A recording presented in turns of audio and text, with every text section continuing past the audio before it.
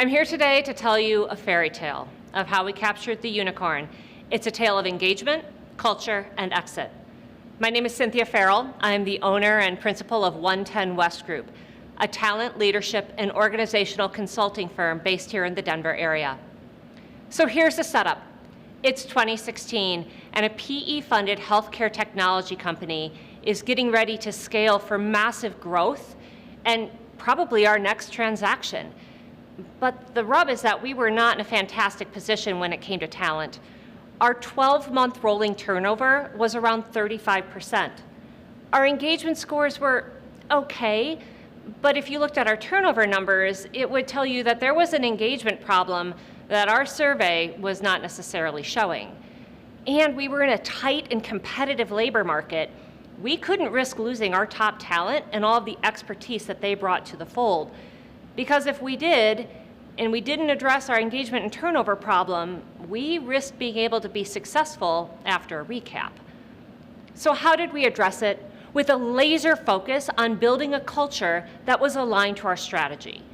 So what's organizational culture? That's simple. It's an organization's shared beliefs and values, and it has to be aligned to the strategy, or you can end up with a culture that doesn't drive business results. For example, let's say that your business strategy requires innovation, but your organizational culture is one where risk-taking is discouraged or maybe even punished. If that's the case, you're going to have a hard time achieving that strategy if you're saying that you want innovation, but you're actually punishing people when they're trying to be innovative. Culture is not kegs in the break room. It's not cool benefits. It has to be the beliefs and the values that drive the behaviors that are in direct service of achieving your strategy. So we started with defining a mission, vision, and values that was directly aligned to our strategy. Now that was a great start, but those couldn't just be words on a mouse pad. Now let me be clear, they were words on a mouse pad. They were also on a desktop and they were on a poster on the wall, but it had to be more than that. We needed to bring it to life. We needed to get it into the water and ensure that every employee understood the part that they individually played in our mission and vision, and the expectations aligned to their behavior with the values. And I had the amazing opportunity to lead this work. We started by defining the values-based behaviors, and that allowed employees to be able to understand and articulate how we worked, which was just as important as what we did.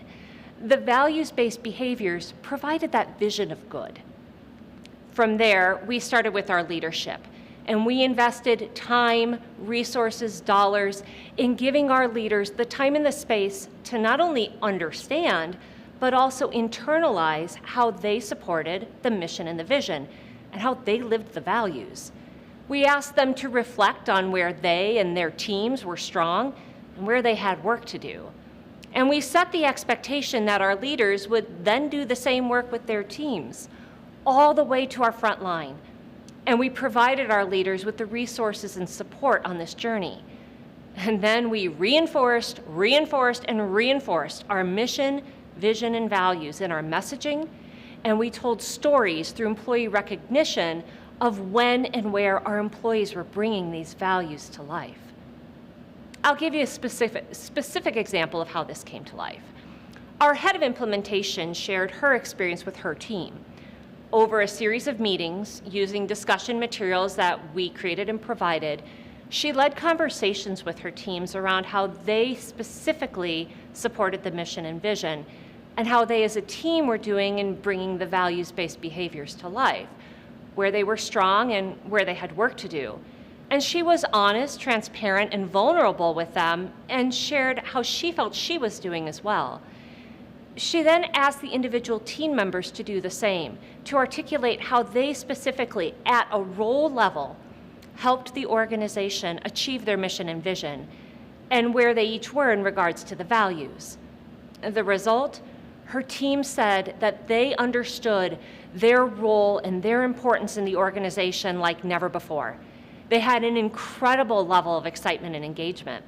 And this, of course, showed up positively in their interactions with their customers because they were the implementation team. But we couldn't stop there. We needed to reinforce our expectations in our talent processes so that when we were deciding who to hire, promote, and fire, it was done in alignment with our values. We embedded those values into each of our talent processes, and we provided training and support to our leaders as we made that transition. Did we do it perfectly? Nope, we did not. We definitely had misses and missteps, and I'll give you an example. 2 of our values were do the right thing and help others. So let's talk about our inbound technical support team. This team was measured on talk time and call resolution. Those were their metrics, not on customer satisfaction. So let's say they've got a challenging situation that they're trying to work through with a customer that's going to take more time. They're torn between doing the right thing on one hand, which they've been told is these metrics of talk time and call resolution, and helping the customer. And that creates some cognitive dissonance, and it impacted engagement. And this was an area of culture work that we did not spend enough time on. And if we could go back and do it again, if I could go back and do it again, we'd spend that time doing that gap assessment to say, here's the culture that we want, here's the culture that we have, what are the barriers, the gaps, the unwritten rules that are keeping us from fully bringing that to life, and we figure out ways to address them. Overall, however, grounded in our values, we were able to address and adjust and learn from our mistakes. So what was the result? Well, within a year and a half, 2017, our turnover is down to 20%. Our engagement scores are above all the benchmarks: industry, revenue, employee size, geography. Our engagement was just amazing at that point. So what was happening? Here we are now, we are going into 2018, and we are in a tough situation. We had actually gone through a retraction in 2017 where even though our revenue was increasing, our headcount was increasing at a higher trajectory, and we had to bring that back in line. So we went through a retraction of about 10%. We even went through a hiring freeze. But even in those circumstances, we brought our turnover down and our engagement up and turned it around with strong growth plans for 2018. So now enter the unicorn. In April of 2018, because we were able to bring everything in line in 2017, quite unexpectedly to those of us on the leadership team who anticipated another PE transaction, we were actually acquired by a public company for $1.2 billion. Let me repeat that, $1.2 billion. We captured the unicorn. That's what our CEO likes to say. Well, I like to say that for some of us, it was more of a miniature pony, but it was still in the equine spectrum. And for our investors, it was a unicorn. For the year following the point of purchase, we operated as a holding company, and we continued that culture work. The result was that by the end of 2018, our turnover was down to 17%. Our engagement scores continued to be high despite going through an acquisition. And that's a period that can be really ripe with discontent and fear, and people voluntarily choosing to leave. And our financial targets, we exceeded every one. So that's our tale of how we captured the unicorn.